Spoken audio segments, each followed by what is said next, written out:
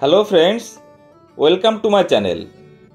পাকিস্তান প্রথম ম্যাচ নিউজিল্যান্ডের কাছে হেরেছিল, তবে রবিবার মহারণে নামার আগে পড়শি দেশকে মোটেই ছোট করে দেখতে চাইছে না ভারত। তারা বাকি দেশগুলোর মতোই গুরুত্ব দিয়ে দেখছে পাকিস্তানকে।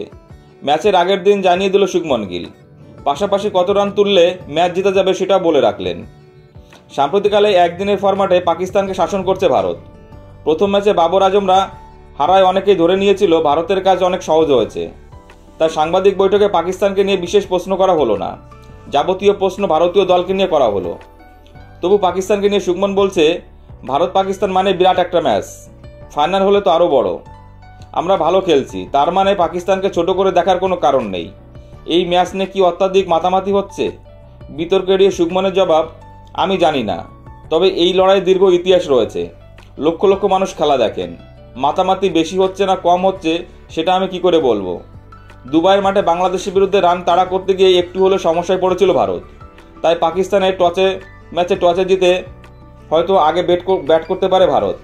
ভারতের দৃষ্টিভঙ্গি প্রসঙ্গে শুভমন বলছে, আসল কাজ হলো পরিস্থিতি বোঝা। প্রথম ম্যাচে ফিল্ডিং করতে পেরে সুবিধা হয়েছে, পিচ কেমন আচরণ করছে সেটা বুঝতে পেরেছিলাম। ব্যাটার হিসেবে পরিস্থিতি বোঝা খুবই গুরুত্বপূর্ণ। আমরা ভবিষ্যতেও অগ্রাসী ক্রিকেট খেলতে চাই, তবে পিচের উপর সবটাই নির্ভর করছে। এই উইকেটে 300 বা 325 রান ভালো স্কোর, গড় রান যা তার থেকে বেশি তোলারই চেষ্টা করব। মাঝের দিকে ওভারে যারা ভালো খেলবে তারাই জিতবে। বাংলাদেশকে হারাতে বড় ভূমিকা নিয়েছিল শুভমনের শতরান।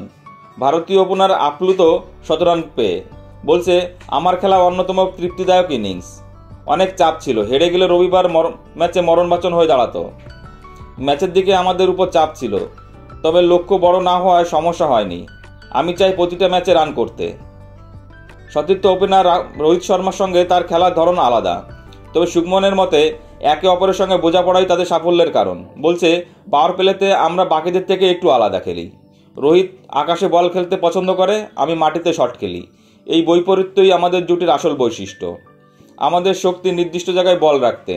আমরা আলাদা আলাদা ধরনের শট খেলে ওদের বিভ্রান্ত করে দেওয়ার চেষ্টা করি। 50 ওভারে ক্রিকেটের জনপ্রিয়তা কমে আসছে, গোটা দুনিয়া জুড়ে খেলা কমে গিয়েছে। কিভাবে এই ফরম্যাটে সফল হতে হবে সেই রাস্তাও দেখিয়েছে শুভমন। তার মতে, যে দল বেশি চাপ সামলাতে পারবে তারাই জিতবে। 50 ওভারের ফরম্যাটে খেলতে নামলে মনে হয় হাতে খুব বেশি সময় নেই, আউট হলে মনে হয় হাতে কত সময় ছিল। তাই স্কোরবোর্ডে চোখ রেখে সেই অনুযায়ী খেলতে হবে। বন্ধুরা, আজ রবিবার ভারত পাকিস্তান ম্যাচে কারা জিতবে প্লিজ কমেন্টস করে জানিও।